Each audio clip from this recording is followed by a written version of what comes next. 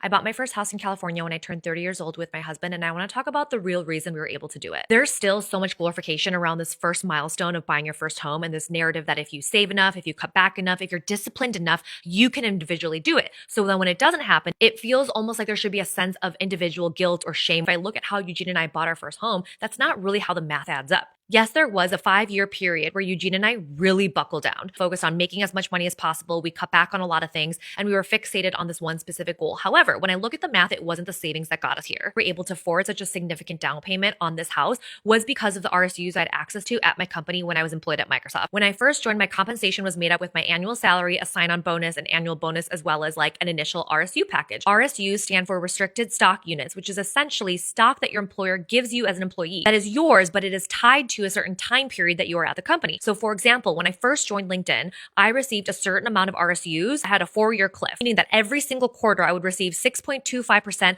of that amount so that by the end of the 4 years, I would receive the full amount. In addition to that sign-on bonus, I received RSU refreshers, aka more RSUs that would have another 4-year cliff every single year that I was at LinkedIn. And I was at LinkedIn for about 6.5 years. And I think that's one element about money and finances that people don't talk enough about. We're often just focused on budgeting and saving, but the real levers that will help you accumulate wealth are access to equity.